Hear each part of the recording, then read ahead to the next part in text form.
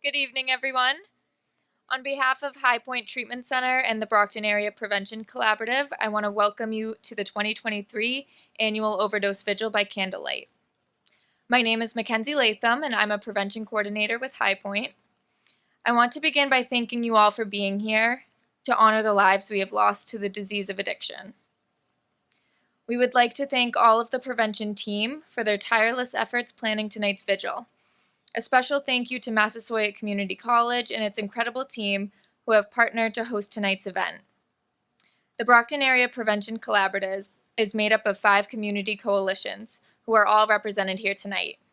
We would like to thank the volunteers who make up Bridging Lives, the Brockton Mayor's Opioid Overdose Prevention Coalition, EB Hope, Rockland CARES, and Whitman Hanson WILL. It is because of all of your time, love, and effort that we continue to see positive change in our region. Thank you to all of the service providers that are here as part of our resource fair, and for your ongoing support and commitment to the work we all do.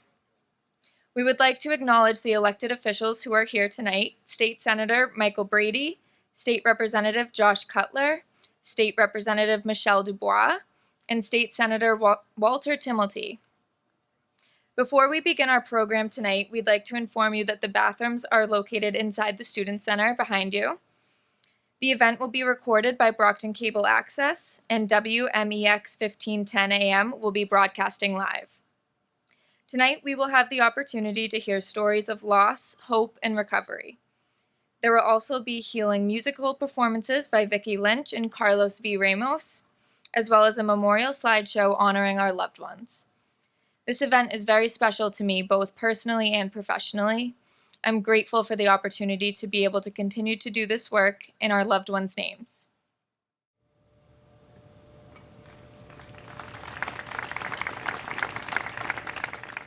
Hi, my name is Amanda Sandoval. I am the Director of Communication and Prevention Services for High Point Treatment Center and the Brockton Area Prevention Collaborative. It's an honor to stand here before you tonight at our annual Overdose Vigil. Tonight is the 12th vigil that I've had the privilege of helping to plan and be a part of, and the 16th vigil that we've hosted as an organization. Despite us planning these vigils for over a decade, I continue to dwell on what to say tonight, feeling as though none of it sounded like the right thing. The truth is, there aren't any right words. Although grief becomes this indescribable, universal experience, the way in which grief manifests itself is going to be very unique for each of us. So whether this is your first vigil or you've been joining us since the very first vigil in 2008, we recognize that the time lapsing doesn't take away your pain. We acknowledge that your grief is yours, and that wherever you are in your grief, we want you to know that this vigil is a safe place to land. This vigil stands as a reminder that the opposite of addiction is connection. Although as a group we all have many differences in our story, we're bound together to honor our person, our people, and to support one another through this process. In 2023, our world is unfortunately up against the rise in substance misuse, addiction, and overdose. Tonight, we will honor 438 of the individuals that our local communities have lost in our memorial slideshow. It's important to remember that the numbers you see and hear about each day represent a life, a person, their dreams, their struggles, their worth. Unfortunately, the battle against stigma, the challenges of access to treatment, and the ongoing loss of lives remain stark realities we must continue to overcome. To me, the vigil represents a glimmer in a time of darkness.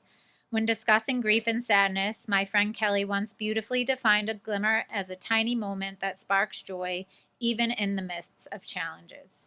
Tonight, I hope that you can leave here with a glimmer of hope that this community provides, and a reminder that light allows you to find a point of focus in the darkness.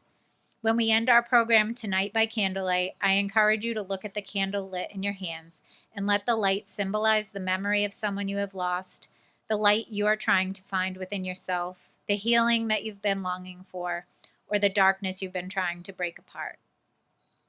In a world often full of darkness, together we're able to be the light that that provides a safe place of comfort in uncertain surroundings. For those who have suffered loss, we can hardly imagine the depths of your pain, the caverns of darkness you've navigated. Over the past 12 years, this event has consistently been a glimmer of hope for me, and I hope that you can carry that glimmer into your own darkness. In closing, remember that you're not alone in your grief. Whether your loss is recent or years have passed, your pain is valid, your grief is legitimate, and this space is a safe haven for all of those feelings. You might feel a turbulence of emotions, but this community stands with you. Your presence here is significant, your loved ones matter, and we carry their light within us. Thank you.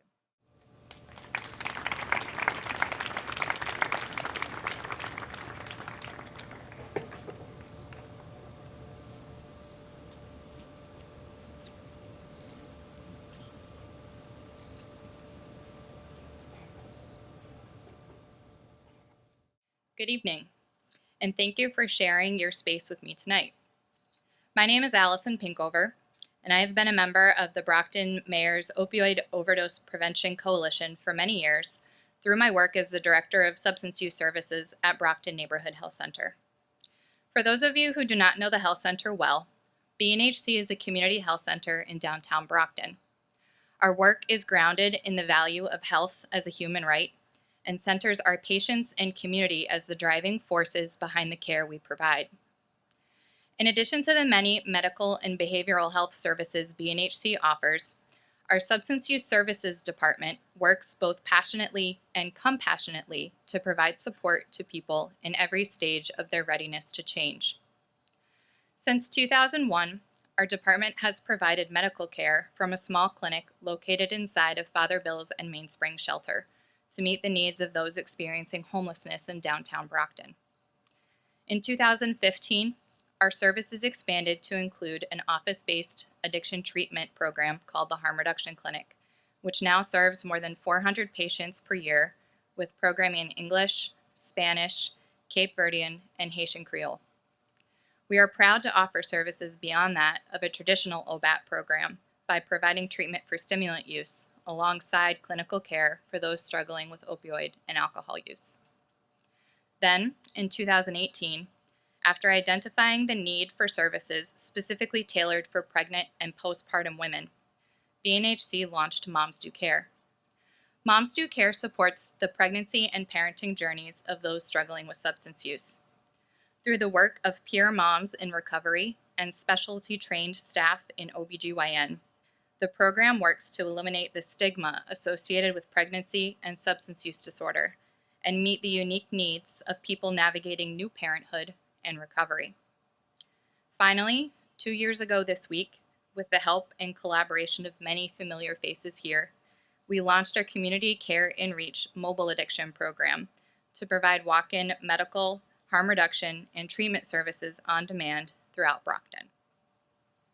Tonight, I have the honor of introducing someone who, like the health center, has deep roots in Brockton. Nan Garland Trenholm, a self-proclaimed Montello girl, was born and raised in Brockton. She is now a small business owner in neighboring Abington and is an active supporter of numerous peer-led community resources in the greater Brockton area. Tonight, Nan is bestowing upon us the privilege of hearing her story. As a woman approaching her 6th year in recovery, she also grieves as a mother who has lost a son, Stevie, to overdose. Tonight, however challenging, Nan courageously chooses to recover out loud. At a time where stigma still threatens our families, friends, neighbors, and communities, Nan and I agree that we can't stay silent. It's not an option. Bravely and graciously telling her story, please welcome Nan Garland Trenholm.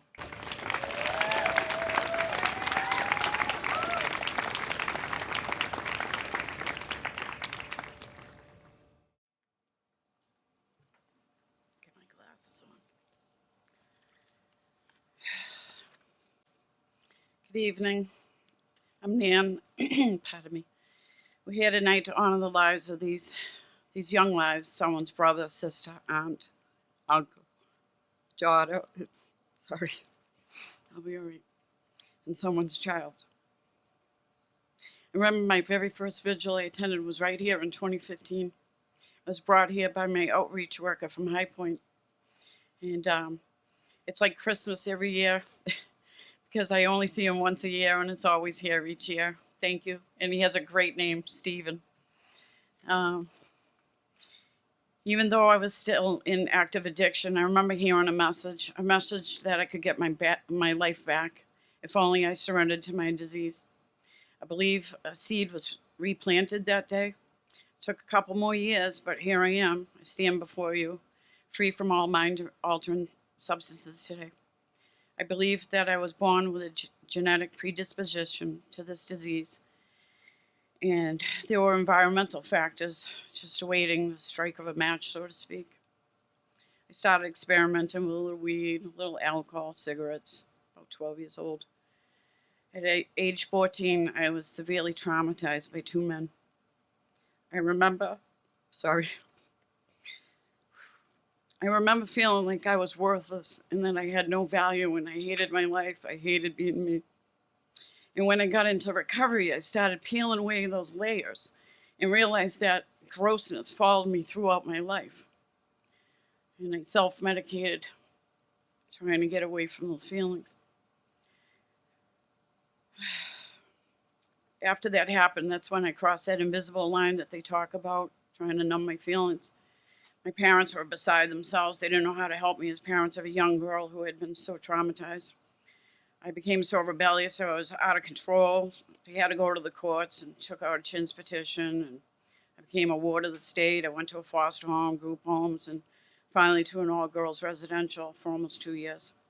That's where I was first introduced to AA. I was in my first detox at 15, 16 years of age. I stayed sober for a while, but I was miserable, and because I didn't know how to treat my underlying emotional issues. I started drinking again around 19 years old, and I was a blackout drinker, and I made a complete mess out of myself when I drank and embarrassed my family. And I was then introduced to cocaine, and I used it throughout my mid-80s to the early 90s. I entered the Fellowship of Recovery in the Quincy area in 1993, and I started rebuilding my life. I got divorced in early recovery back then, and I had 3 young children at the time. I started my own business, painting and wallpapering, and we had a beautiful home and many material things, Bear with me, please. Money started becoming more important than my meeting attendance as I earned more and more of it. I was allowing the gifts I got from recovery edge me away from my meetings. I remember hearing someone from the podium telling this story about his addiction to heroin, and I didn't want to hear it. I put blinders on and blocked my ears, and I said to the man next to me, I can't stand hearing about that. Ugh, I was literally cringing, and I was comparing and not identifying with the speaker. Because after all, a drug is a drug is a drug, and alcohol is a drug as well. The man next to me said, "That's a yet." I exclaimed, "Oh no, not me. I know me well. I'll never do that." I wish I had just been more open-minded to listen and not make such judgment. Around my 7th or 8th year of recovery, I ended up having a life-saving operation, and I was sent home with an endless supply of OxyContin. And then the oxycodone came along, and fentanyl patches, and where to follow. I became completely addicted within months of taking the OxyContin. Eventually, I needed more and more, and there was never enough. About 1.5 years into my relapse, I call it, I eventually turned into a heroin addiction. I became unrecognizable to everyone and even to myself. My relapse lasted 17 years and 11 months. That's how long they prescribed them, and I was quite the actress. And I own that, I had multiple overdoses, psych wards, detoxes. My life was a complete utter mess, disaster, and I didn't know how to get out of the darkness, or the bowels of hell, as I call it. The last year out there in active addiction, my son Stevie had gone to jail as a direct result of his addiction.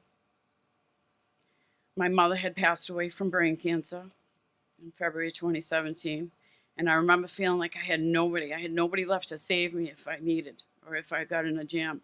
My disease had alienated me from all my friends and family. I was alone for the first time in my life, just utterly alone.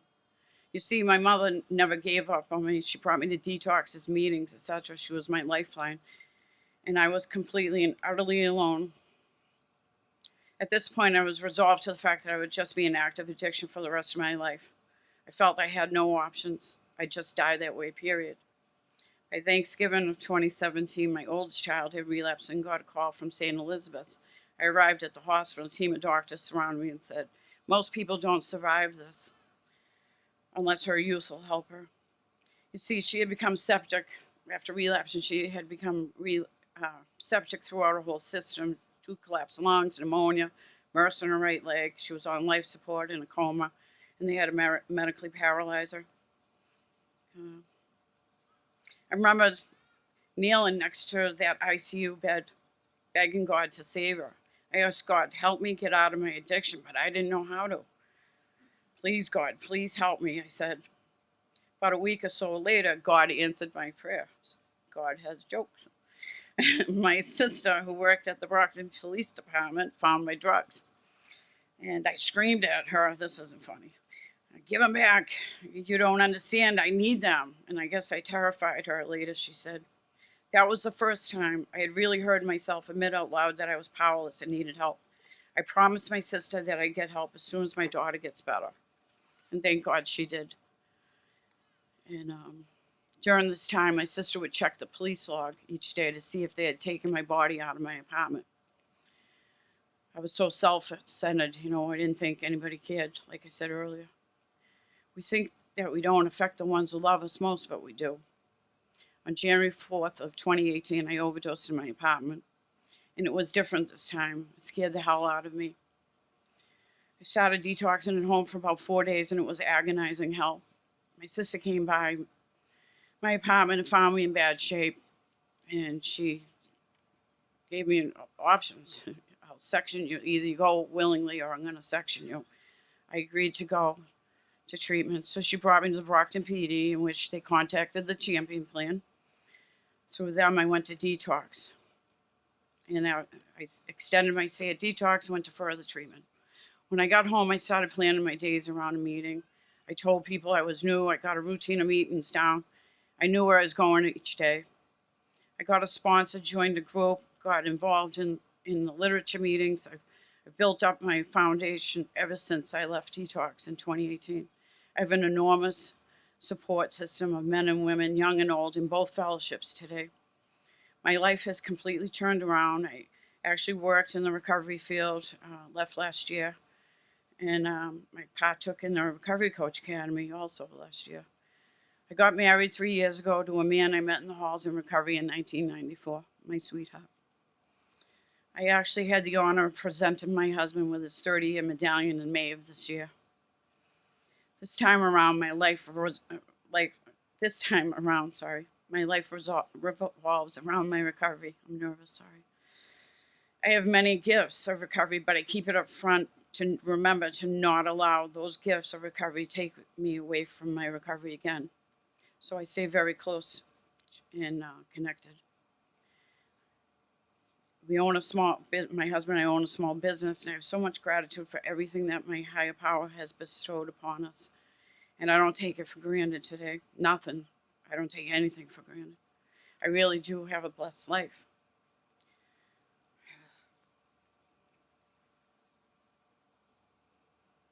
My beautiful life, as I knew it, I'm going to keep it together, was abruptly changed on March 22nd, 23, when we got a call from the hospital that my 38-year-old son Stevie was in rough shape, and they said we had to get there. I arrived there and was greeted by 2 social workers, a doctor, and security nearby. We were taken into a private room where I heard the most devastating words. "I'm sorry, but we couldn't save him." I still don't remember everything as my brain and body just froze. His father was in tears. We were brought to the trauma unit to see my beautiful son, my Stevie. And he still had the tube from the intubation in his mouth. His beautiful blue eyes were slightly open.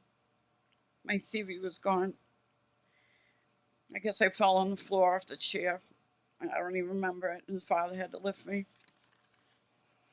You see, Stevie had struggled with addiction, substance use disorder for years. He also had bipolar disorder and PTSD.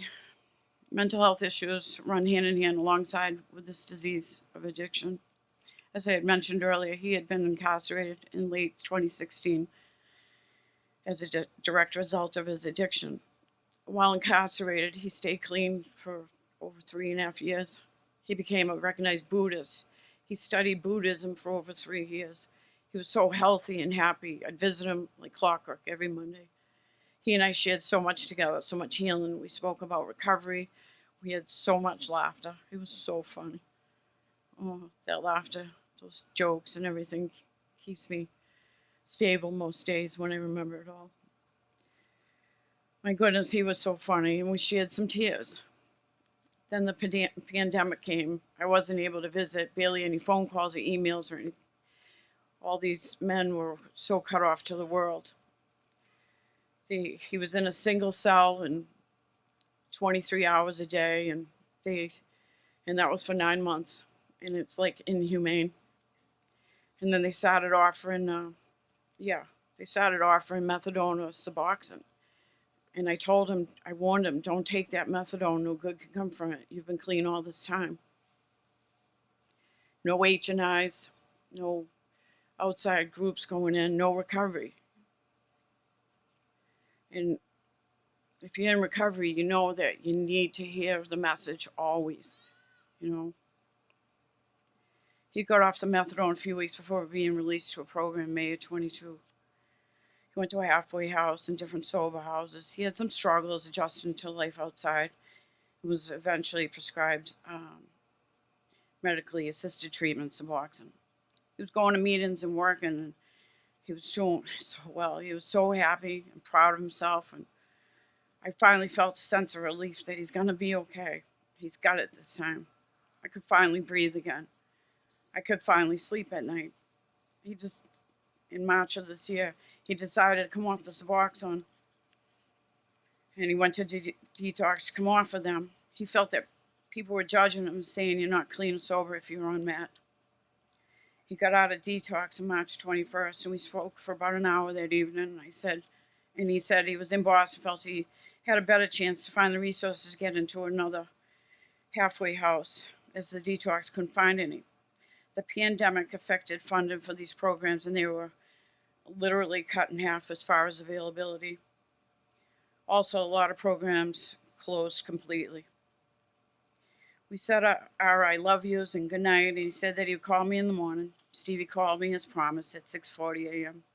the next morning. He told me how he didn't feel well and proceeded to tell me about the plans he had for the day. I said, keep me posted, and if you need any help with anything, just call me. Thanks, Ma, I will. I said to him, no matter what, Stevie, don't pick up. I know, Ma, I won't. I love you, Ma. I love you too, sweetheart, I said. 2 hours after we hung up the phone, they pronounced him deceased at 8:44 a.m. My incredibly amazing, blessed life as I once knew was completely shattered. The truly happy, grateful, and excited to seize the day kind of woman is no longer, and I don't know if she'll ever return. My heart has been crushed, and I'm so exhausted from my emotions. The 5 stages of grief they talk about, I cycle through them each day. I'm not okay. I put on a mask, my brave face, I call it each day, shower and go to work. The visions of his beautiful face, how gray he was, and how very cold his face was. As I kissed him, it's embedded in my mind's eye forever. I remember smelling, sorry.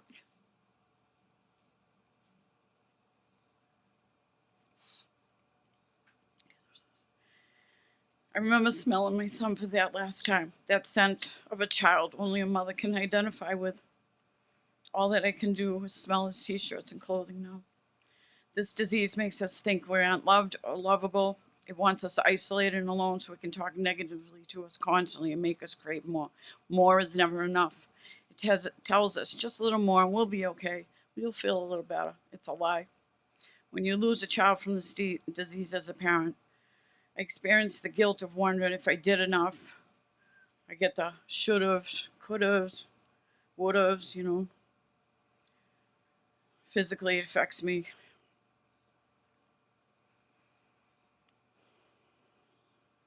People don't know what to say to us.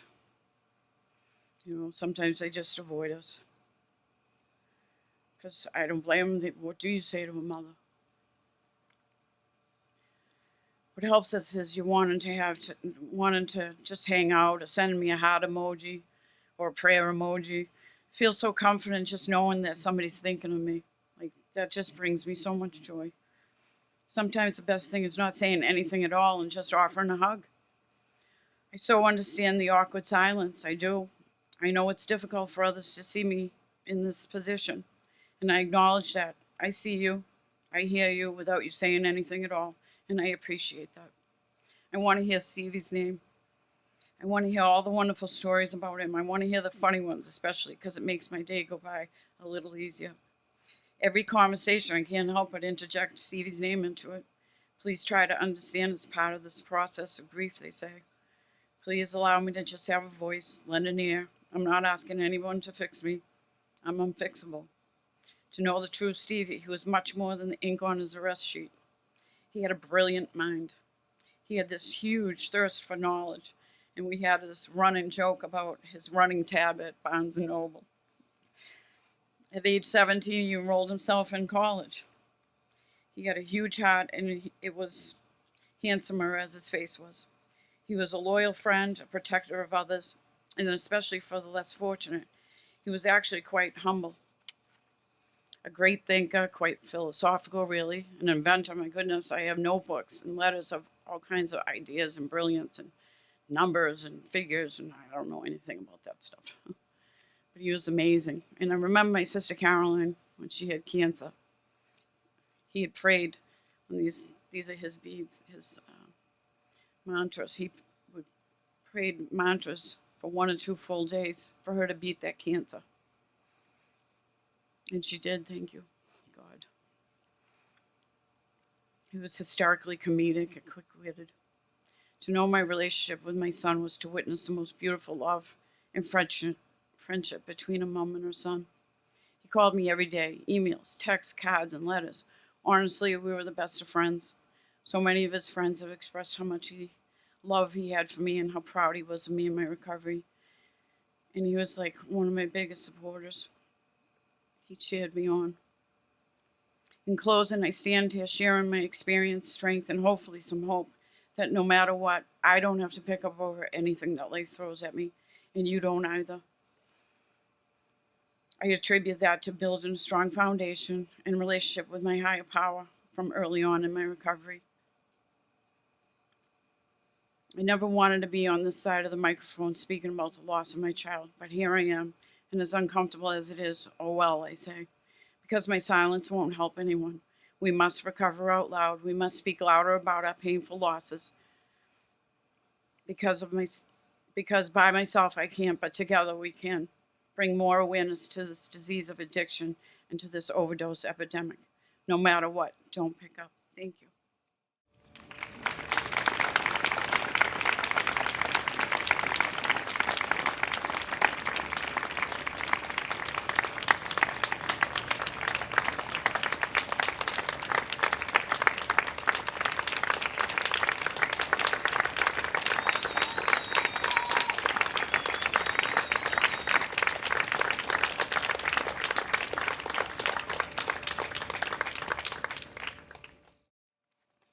Thank you so much, Nan.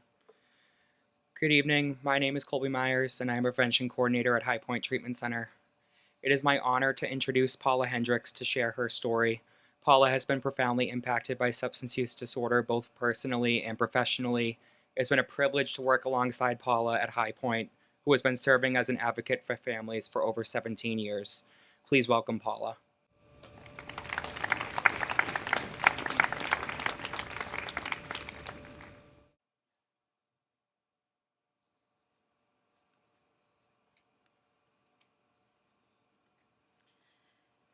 Hi. I at work I speak in front of usually groups of 24 to 30 people on a daily basis, 2, 3, 4 times a day, and it doesn't faze me in the least. And I feel frozen right now with fear. But anyway, I'm honored that Hillary and Amanda asked me to speak tonight. And again, my name is Paula. I'm a family therapist over at Men's Addiction Treatment Center, High Point, and also in recovery. I'm here to talk about my son. My son's name was Curtis Lincoln Hendricks II.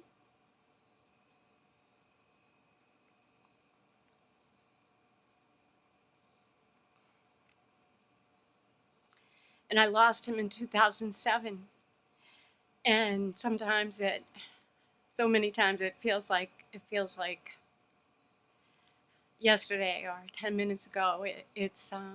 Grief is a many-layered, crazy thing, and it just comes in waves, comes and goes in waves. And you talk about the 5 stages of grief. I hear you every day.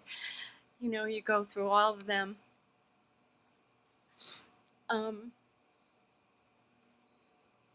One of the last things Curtis said to me, we were arguing because he wanted me to cash his check.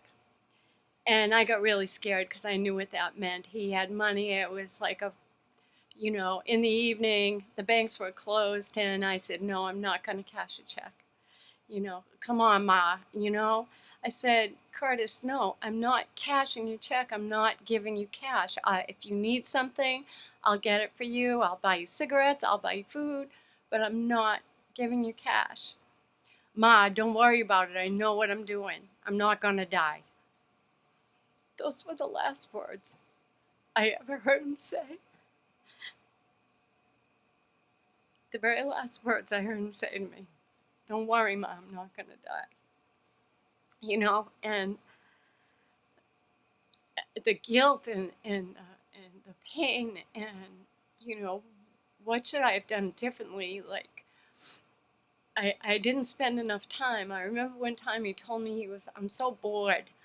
And I was so exhausted. I was working so much. It's always working.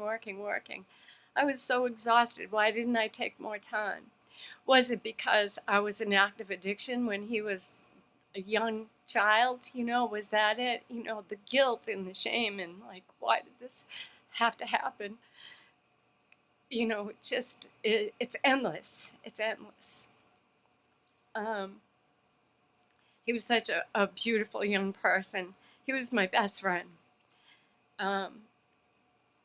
He always watched out for me.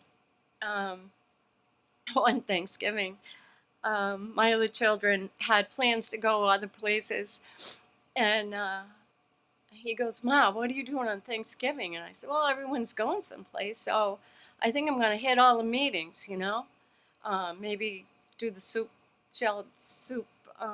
kitchen or the shelters or something. I said, that's a nice thing to do on Thanksgiving. He said, oh no, he went around to the whole family and said, everyone's at Ma's house tomorrow. Cancel all your plans. He made everyone cancel their plans.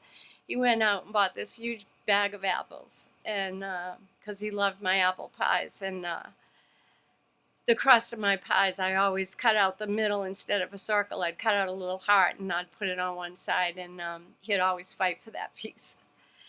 The pie never got made because it was just a couple days before Thanksgiving that he left us. And my whole family sat at my house on Thanksgiving Day just looking at each other. I think we had big beans or something, some scrambled eggs. I don't know, we had something. But when Curtis was, he was living with me for a while, off and on. He would come and stay with me, as an adult. And he was 26 when he left us. So he was staying with me for a while, and he came out. I came down into the kitchen for my morning cup of coffee, and he goes, "Ma, here," and he holds out his hand, and I said, he put a key in my hand, and I said, "What are you doing?" And he said, "I'm sorry, Ma, I relapsed, and I know I can't be around you. So here's the key. I promise I'll call you every day and let you know I'm okay." That's the kind of kid he was. You know, he knew he couldn't be around, but he was going to let me know he was okay. And he told the truth. He didn't steal from me, you know.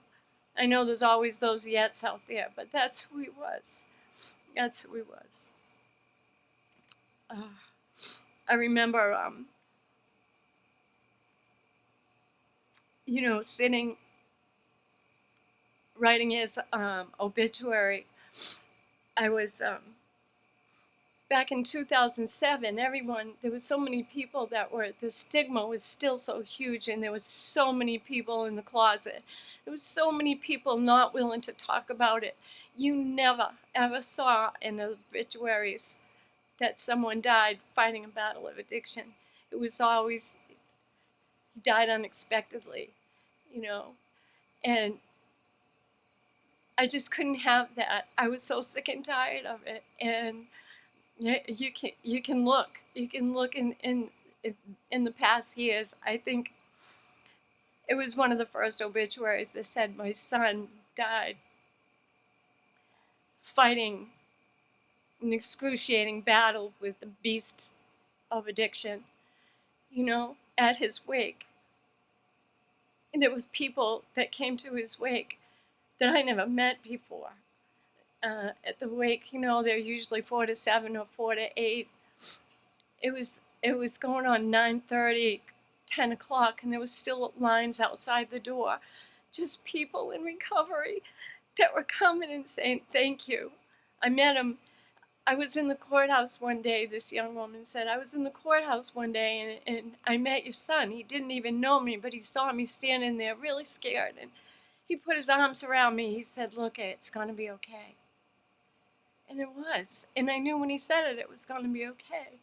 This was the kind of things people were coming up and saying to me. He was just amazing. And the loss never goes away, and the grief never goes away. I was working in the field long before. I have several children afflicted with the disease of addiction, as myself, and I was in the field for a long time before, and they used to come to some of the meetings with me, some of the open speaker meetings. They used to call it the donut meetings, because this one gentleman used to bring in tons of donuts for everybody, and the kids would be running around. It was usually a Sunday when the meeting started later, and families were welcome. And it was so they knew about addiction, they knew about meetings, they knew about everything, but it didn't stop them. It didn't stop Curtis. It didn't stop. It didn't teach them not to pick up.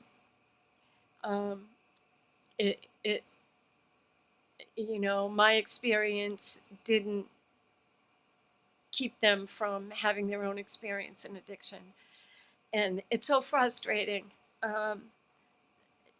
because now we see so many things at an early age, and we try and redirect our kids and redirect young people in prevention and try and teach them about addiction and where it's going to take them. It's definitely going to take them someplace bad. It's always someplace bad. But they have to it's up to every individual what they want to do with it.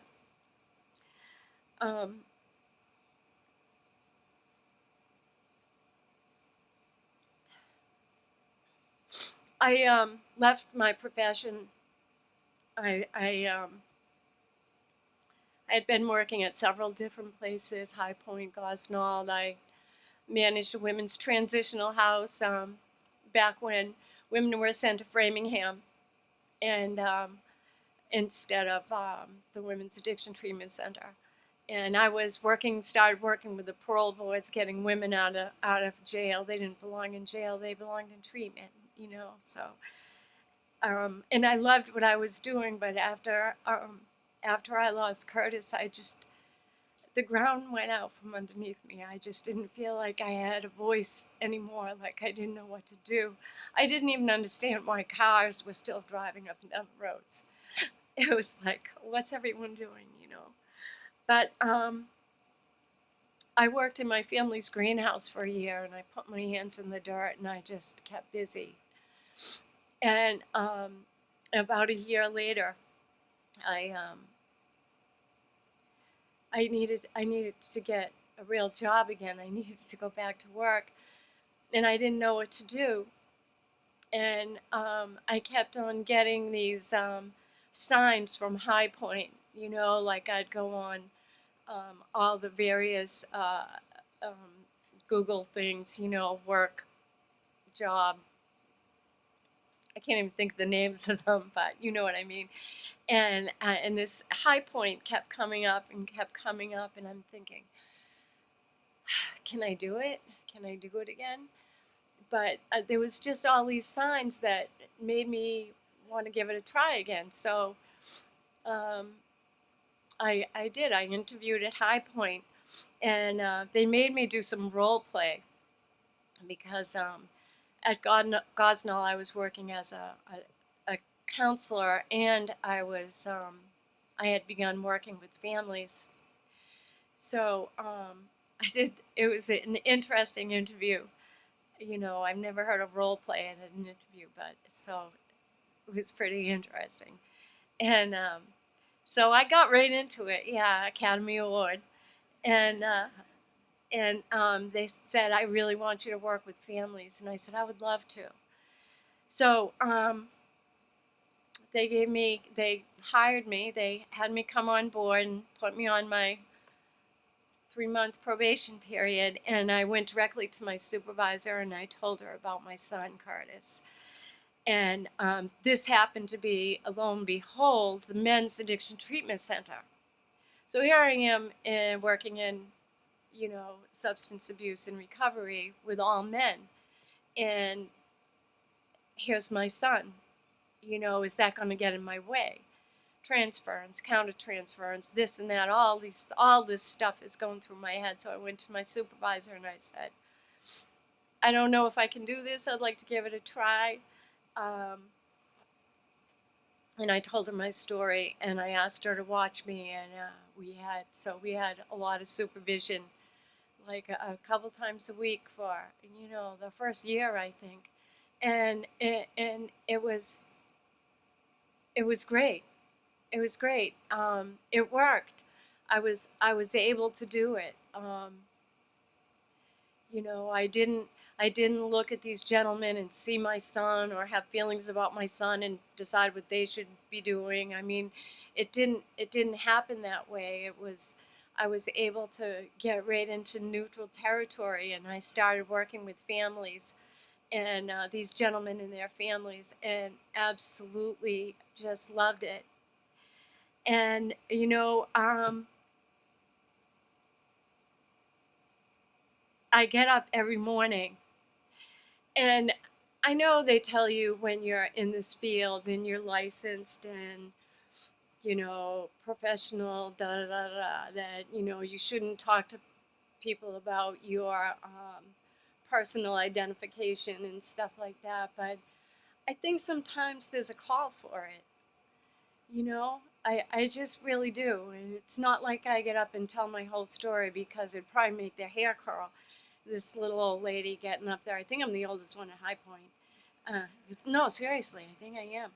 And, you know, Miss Press and everything get up. If I told them any of my stories, they'd be, you know, they really would.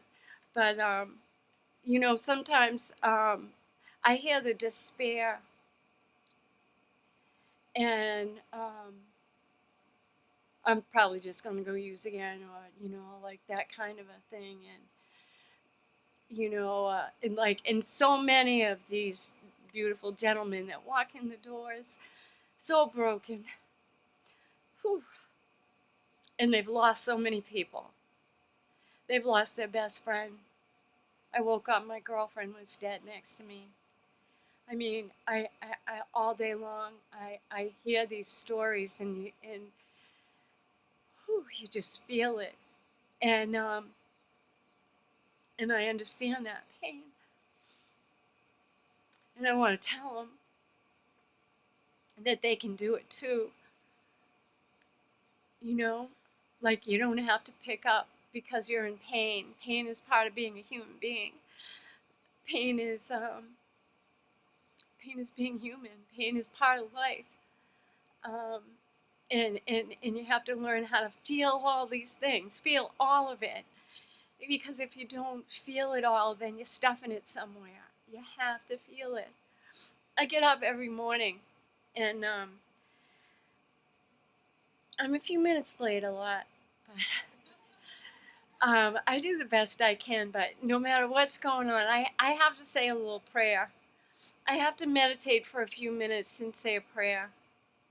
My higher power is creator, my creator.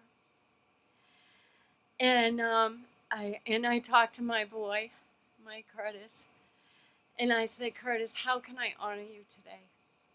And I hear his little wannabe gangster voice, get up, Ma, get going. Get up, Ma, get going, you know. And I get up and I get going. And it keeps me going, you know. And he inspires me to keep going in spite of the pain.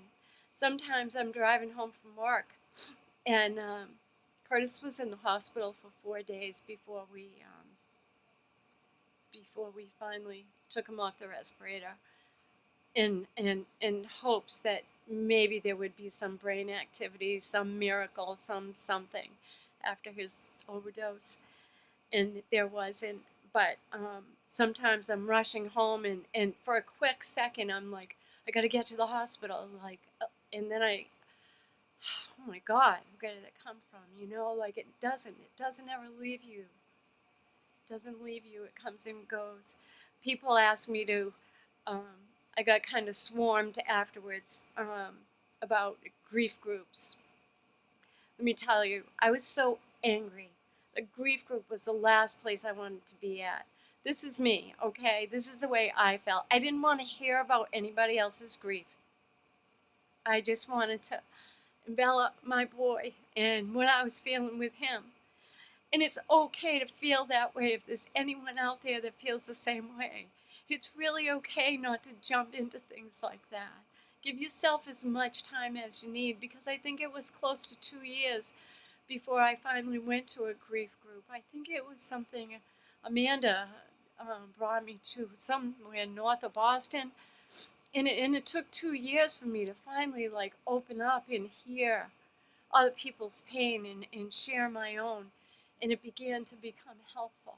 But it took me 2 years. I didn't want any part of any of that. So I get up and I honor my boy every single day. And I get going, and I see all these gentlemen coming in, and they're just amazing. They're amazing, and their families are so scared and so broken. They're scared to death. And I love working with them. I love pulling them into a room together. I pull together these family sessions where I pull the client and his family. And family doesn't have to be bio family. It can be anybody that supports you, physically, financially, emotionally, whatever, that person that you go to out there. And we bring them in, and we talk about, the ongoing plan, and what are you afraid of? What obstacles do you see? And I teach them, I help to educate them about the disease and about how not to take it personally. With a lot of family, that he did this to me, he stole my this. No, he didn't.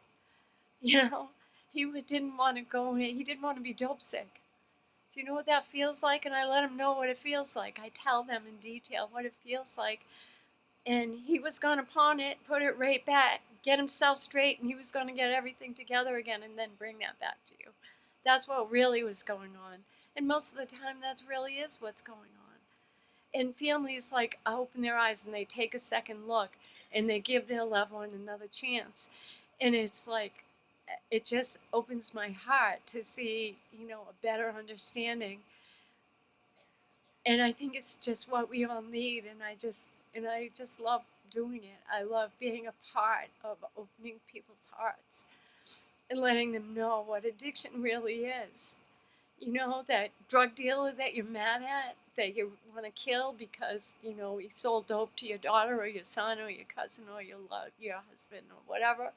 That dope dealer is probably just another person that's addicted, that's trying to sell something to get something for himself, so he's not dope sick or she's not. It's just like this big, insidious circle. It's a beast. It's a multi-layered beast of an illness, and if we could wipe out the judgment and get more knowledge of it and embrace each other, and addiction, the opposite of addiction is connection. I heard someone say that, and I say that a lot. The opposite of addiction is connection. We need to talk to each other. We need to hold each other up. We need more voices talking about that pain and letting people know what it feels like and know that we understand and reach out and hold each other up through all of this. I can't thank you enough for asking me to speak and share part of my story and talk about my boy, because he's with me here. He's here with us. Thank you so much.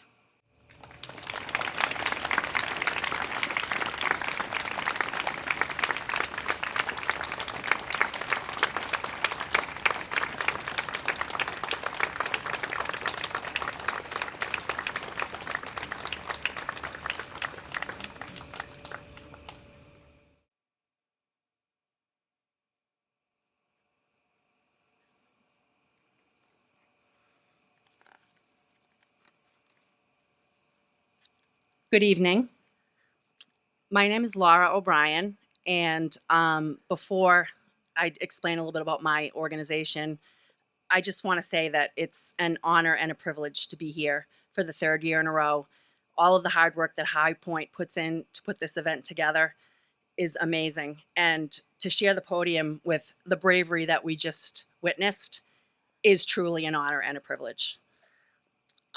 So as I said, my name is Laura O'Brien, and I am the coordinator of the Bridging Lives Substance Use Prevention and Harm Reduction Coalition, serving Bridgewater and Rainham. For those of you that live in these two communities, please know that we are a resource to students, families, and the community at large. Our coalition is working to promote the message that honesty saves lives in an effort to encourage people to call 911 in the event of an emergency, but also as a way to combat the stigma of substance use. We tell our students that good kids make bad decisions all the time. It's part of growing up. But we also say that there's not a parent on the planet who wouldn't rather get a phone call saying, "I'm really sorry, I screwed up and I'm in an unsafe situation," than a knock on the door from the local police department saying, "Your child didn't make it." If you would like to know more about our coalition, please find us at our resource table here tonight. It is now my pleasure to introduce Vicki Lynch and Carlos V. Ramos, who are performing this evening. Vicki has been sharing her healing power of music for the past 10 vigils, and we are so grateful to have Carlos joining her this evening as well. Please give a warm welcome to Vicki and Carlos. Thank you.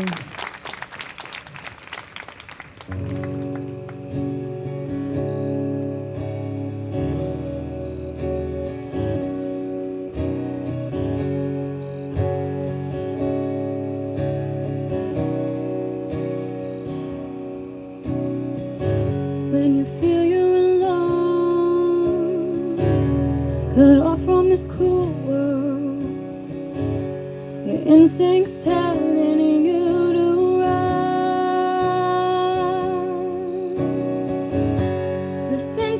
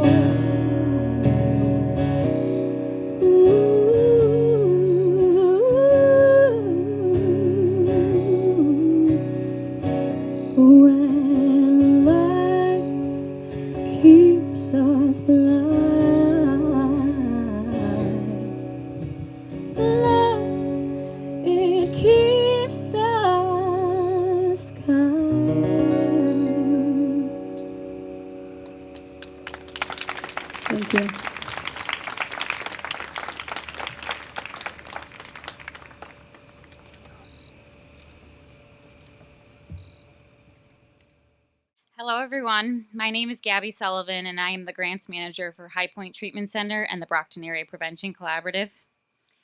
Tonight, we not only remember those we've lost to the relentless disease of addiction, but we also draw strength from the stories of recovery that illuminate the path towards hope and healing.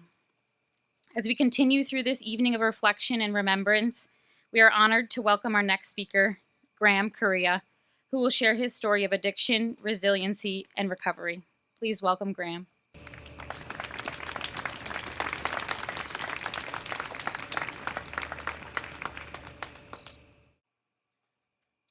you, Gabby. You guys hear me okay? Thank you guys so much for sharing your story. I'm completely humbled and I'm grateful to be here. So my name's Graham Correa. I'm a grateful recovering drug addict. I am super nervous right now. Usually I'm not, but I think that's probably a good thing. So I grew up in Rochester, Massachusetts on a beautiful 13-acre horse farm, great family, great friends, community around me. And I remember 12 years old, about 12 and a half, my parents left me alone in the house, and I got an eye on a big jug of wine, Portuguese jug of wine.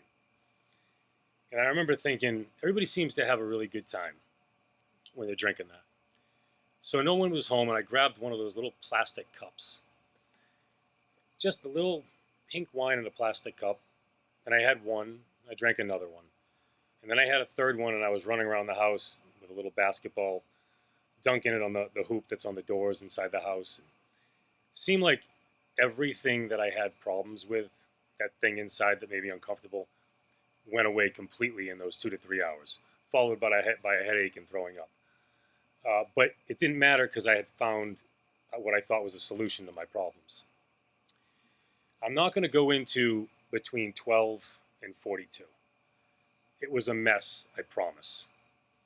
But I will fast forward to 42 November 4th of 2021, walking out of a crack house with no shirt on, ripped jeans, walking down the streets of Fall River. And thankfully there was a man taking out his trash. And he said, "Sit down on the wall, you're not doing well." So I got an ambulance, had my parents come to the hospital and pick their son up. The day before, I had got a phone call from my, at the time, wife, a phone call that I am super grateful for at this point, saying that our marriage was over. And she had spent a long time sticking around, watching me alienate her and everyone else in my family and lying to everyone.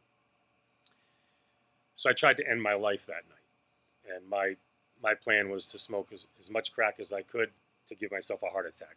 So I spent about $1,000 that night.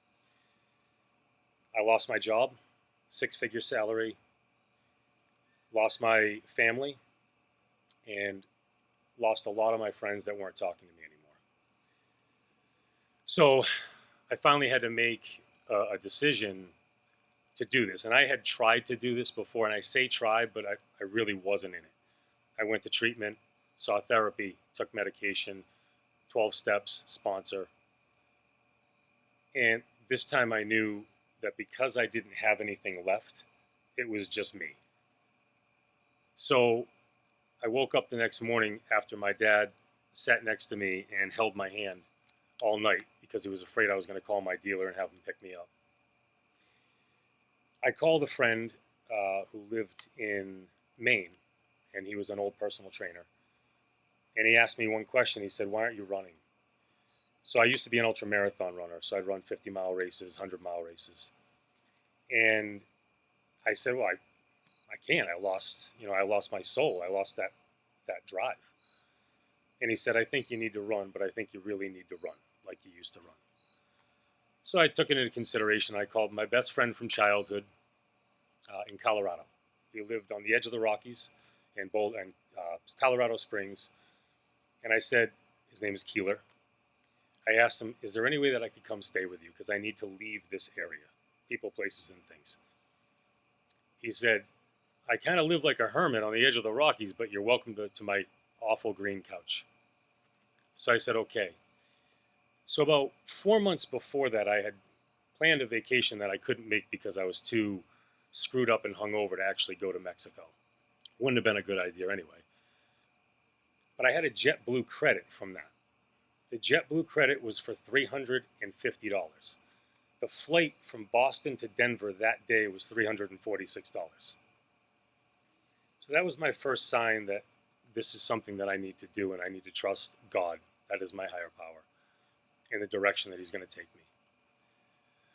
So 7 hours later, I was on a plane. Weirdly enough, on the plane, there was about 16 passengers. And I had the whole back to myself, and I had my head against the window looking outside, going over Detroit and Chicago, and in tears, knowing that I had pretty much lost everything that I had. I got to Colorado with a duffel bag and $40. Keeler picked me up at the airport, brought me to his house. I slept on the green couch. I got a job at a deli. I am an electrician. I had a job working in Boston, making $180,000 a year. None of that mattered because I had nothing left. I wanted to humble myself, so I got a job at a deli, started going to meetings out there, and started to run 15 to 20 miles a day in the Rockies. After about 3 weeks of doing that, I was sitting on the edge of the Rockies. I was actually meditating, and I was looking out at the plains where it's all flat. And for the first time in my life, I heard a voice, very small whisper, just say, "Run home." So I got there on November 4th, 2021. January 1st, 2022, I had a backpack on, got dropped off at Union Station in Denver, and I ran 40 miles a day through the winter back to Massachusetts for 72 days. And the reason that I did that was to get that part of myself I lost a long time ago back. It was the hardest thing I ever done. I had articles written about me, calling me a crackhead, child abandoned father. And that was all meant for me to see and hear because those things were true.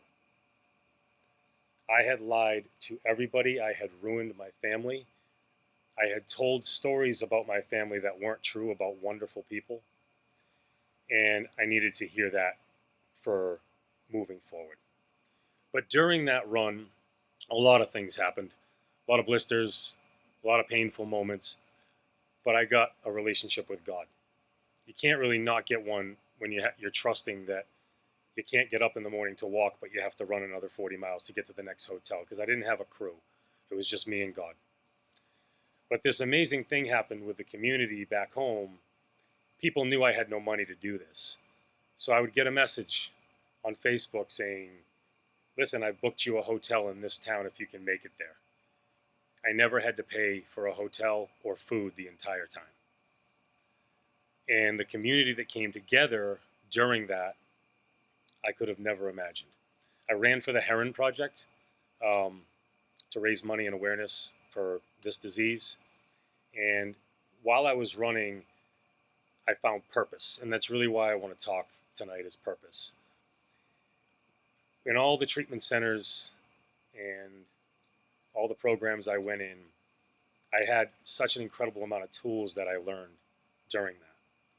Meditation, prayer, yoga, writing my 4th step, speaking my 5th step, amends process, therapy, medication at the time. And there were a lot of wonderful tools, and I still have those wonderful tools. But I realized as I was running out there that you can have a large toolbox, but you need to know what you're building. And my biggest question that I didn't get asked at any of these places was, what's your purpose? What is your purpose? Because without that, I was always just kind of going through the motions. And I would stay sober for a long time, but I would also stay very miserable for a long time. And so when I started getting purpose, it was sometime in Virginia. I hadn't spoken to my daughter. She hadn't spoken to me, rightfully so. She needed time away from me because of the havoc that I had caused. And I didn't know if this run was going to do anything for me. I didn't know what people were thinking that were in my family. I spoke with my parents, but that was about it. And I was on mile 26 on a very cold day running through West Virginia. And my plan was to run 35 miles that day. And I got a message from my daughter, a picture of her and her best friend touring my old college to see where she wanted to go to school. And I called her and I spoke with her. That was the first time I had heard from her since, I think, November, when all of this stuff came out and she had to move on and do her own thing. That gave me my first glimmer of my purpose. One of my purposeful things is my kids, and my daughter is sitting over there today with me here today. And I am so incredibly grateful of that, because 2 years ago, I was almost dead. And she was moving on from me because she didn't want to be a part of a father that was going to die. So I got home, and it was difficult for me, as you can imagine. I was running 40 miles a day, and then I had to stop because my body was so damaged. But I had a spiritual connection that I'd never had before. But I still had to learn how to do this after I did that. And that's where the difficulty came in. I had my moments. I had difficult times that I had to work through, and that's where community came in, and the phone calls were made to my sponsor, going to meetings, calling people that I knew were there for me during the run, and they said they'd always be there. I do run again now, and I'm back on my feet doing that, but I needed a lot of time to work through things, and purpose helped me. Being with my children helped me. Knowing that I want to help kids in high school and help get this message out there, that is my purpose at this point. And that allows me to use the tools and know what I'm building. So today I'm humbled to be here. I'm incredibly grateful to be here. And I know that going forward, it's going to be very hard. I lost a lot of friends to this. And I know that there's a lot of you out here who have lost a son or a daughter, brother, sister, friend. I promise that they love you, and they loved you so much. I promise that they had thoughts and visions of a different life going forward. They are sitting right next to you. I know what I thought when I was using, not being able to pull myself out of it. It wasn't lack of love. I loved my parents so much, and they loved you so much. And they are right here today. And they are smiling, I promise. So thank you guys so much for having me. I appreciate this. And again, I am so incredibly humbled to be here. Thank you so much.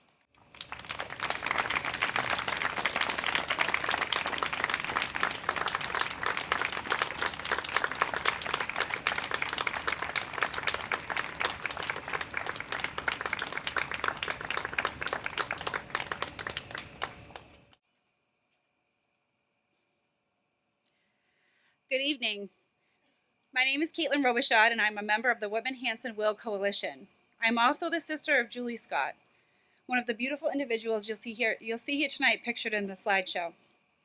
I want to say thank you to all of the courageous and dedicated people who spoke tonight.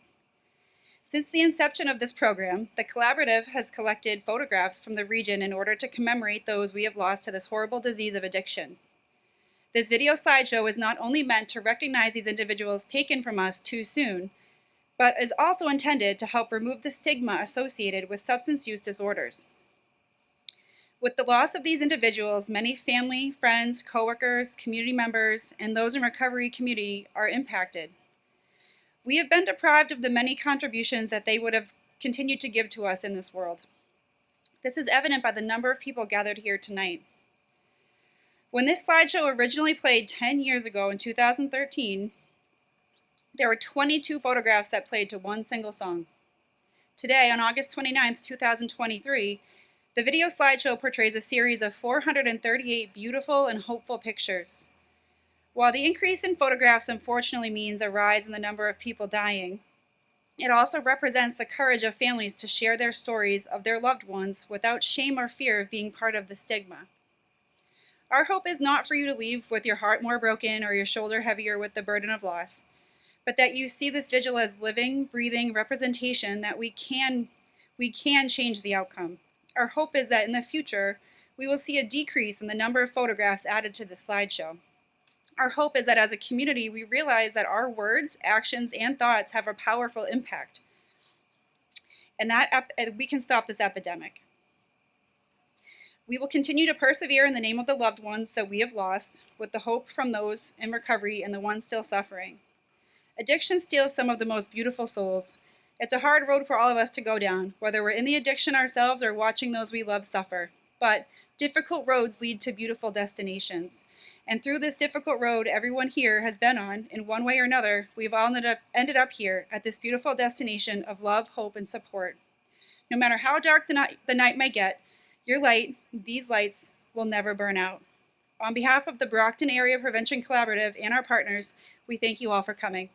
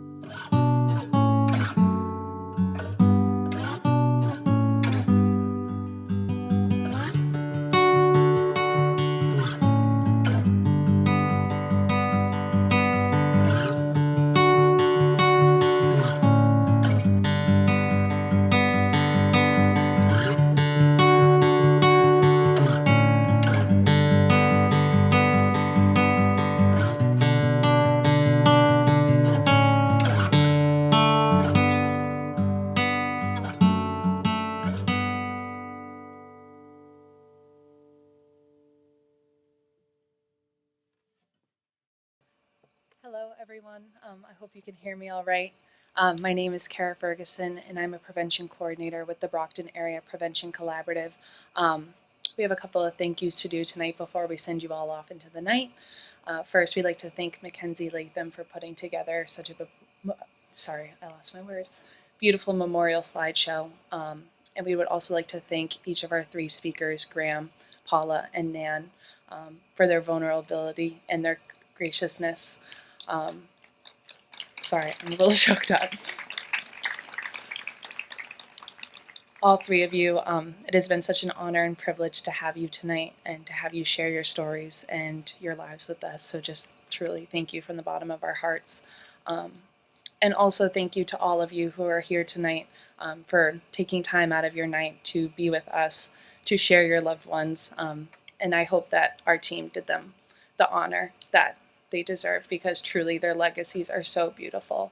And you know, we have these candles here, which are supposed to symbolize their light that we carry forward with them. But all of their light lives on in all of you. So please don't ever forget that you have the power to illuminate other people's lives, and you can spark so much joy and love. And it's just so beautiful to look out into the crowd and to see all of you. So really, thank you for honoring their legacies, because they would be so proud of you. Before I leave, I would like to invite Vicki Lynch and Carlos V. Ramos back to the stage for one final performance. So just truly thank you all for such a beautiful evening.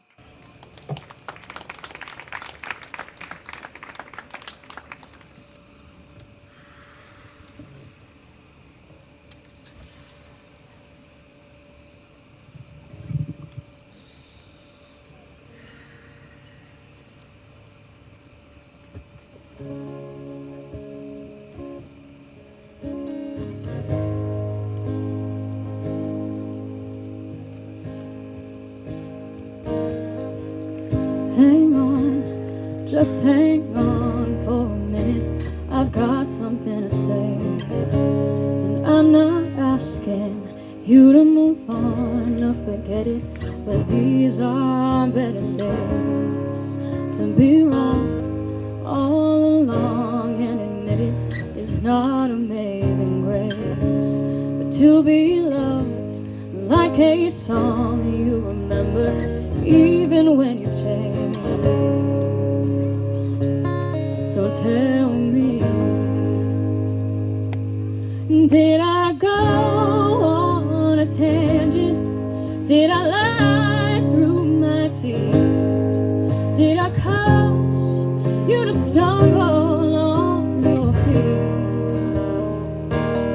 Did I bring shame on my family? Did it show when I was weak? But that's what you see. That wasn't me. That wasn't me. Oh, that wasn't me. When you're lost, you will toss every lucky coin you'll ever trust, and you'll hide from your God like he ever turned his back on us, and you'll fall all the way to the bottom and land on your knife. But you'll love who you are, even if it doesn't take your life. So tell me, did I go on a tangent? Did I lie through my teeth? Did I cause you to stumble on your feet?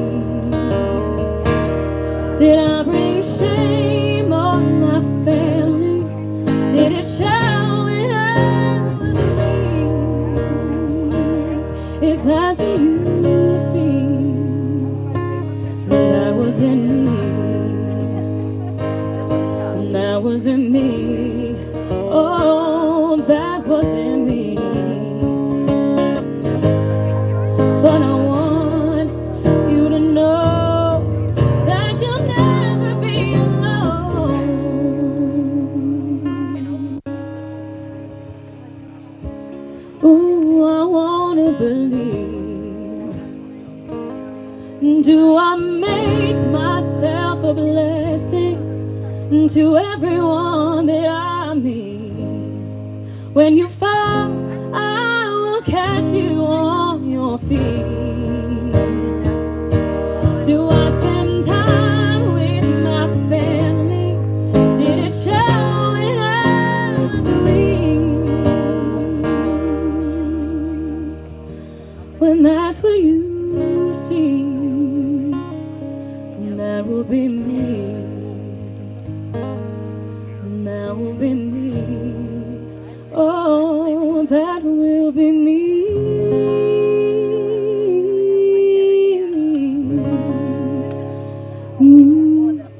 That will be me.